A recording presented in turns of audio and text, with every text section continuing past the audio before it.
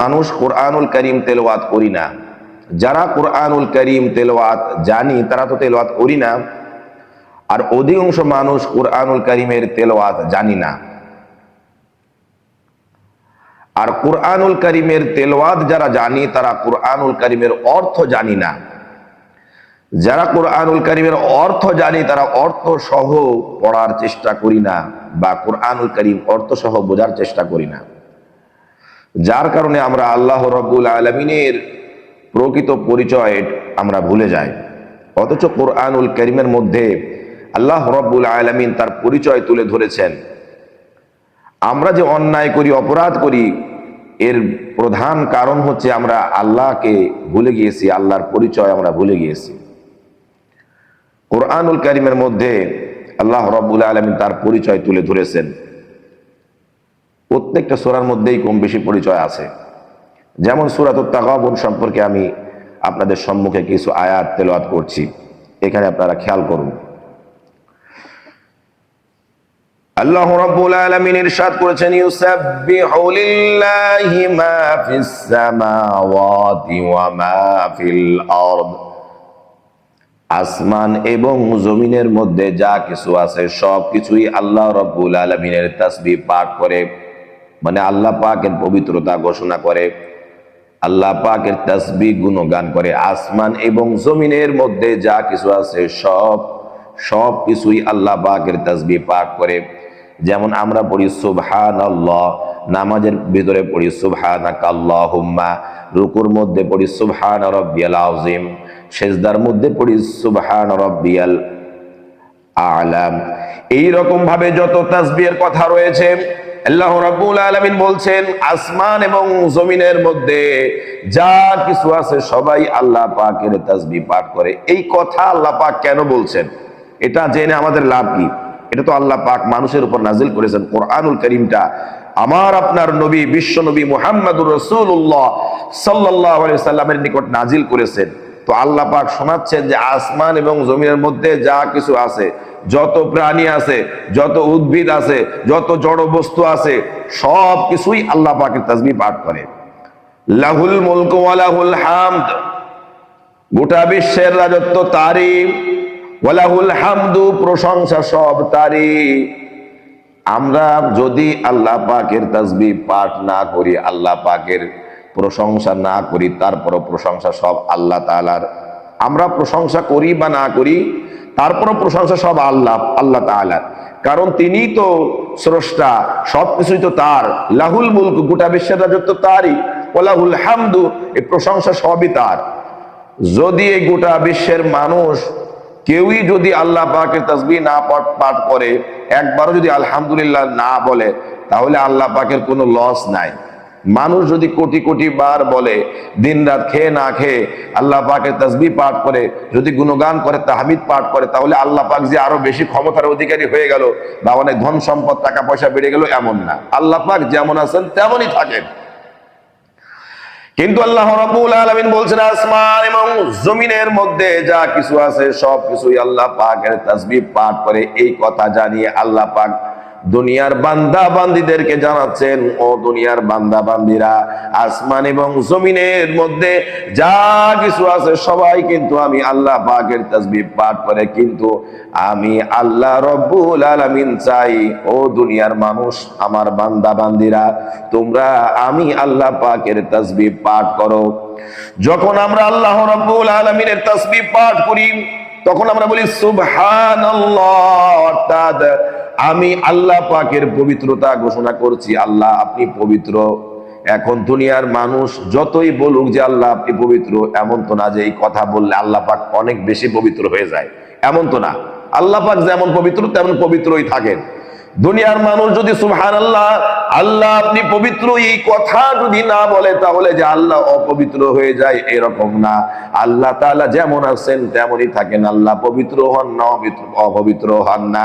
কিন্তু বান্দা যখন আল্লাহ রাব্বুল আলামিনের তাসবিহ পাঠ করে বলে সুবহানাল্লাহ, আল্লাহ আপনি পবিত্র, তখন আল্লাহ রাব্বুল আলামিন বলে, ও বান্দা, আমি আল্লাহ তো পবিত্র, এটা তো ঠিক, তুমি বললেও পবিত্র, না বললেও পবিত্র, কিন্তু ও বান্দা বান্দি, তুমি তো পবিত্র না, তুমি তো গুনাহগার। তোমার শিরিকের গুনাহ, কুফুরের গুনাহ, বিদআতের গুনাহ, তোমার জিনার গুনাহ রয়েছে, মিথ্যা কথার গুনাহ রয়েছে, পিতামাতার অবাধ্যতার গুনাহ রয়েছে, নামাজ কাজা করার গুনাহ রয়েছে, এরকম হাজার রকম কোটি রকম গুনাহ দিয়ে বান্দা তুমি অপবিত্র হয়েছ।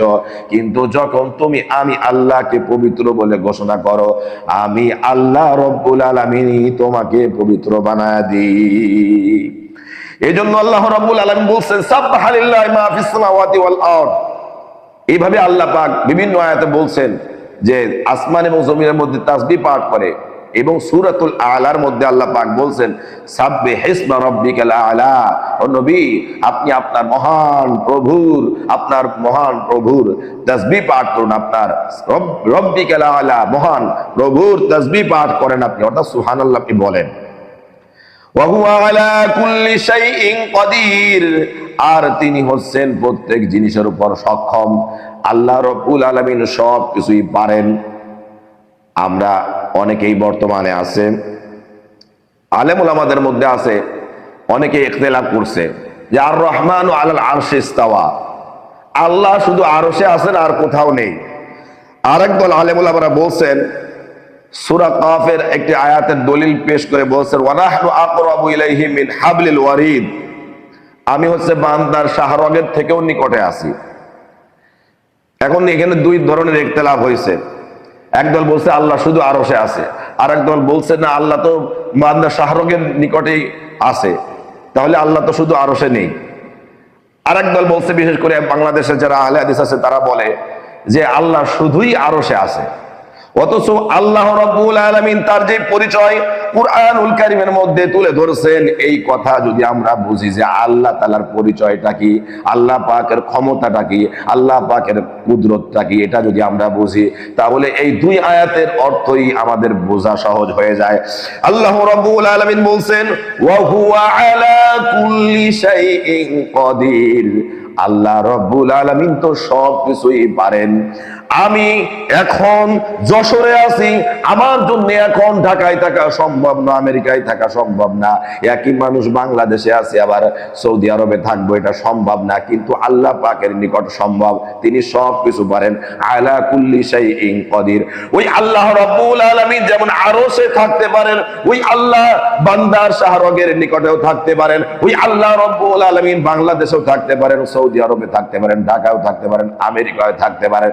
এটা মানুষ পারে না, কোন নবী রাসূল পারে না, কোন ফেরেশতা পারে না।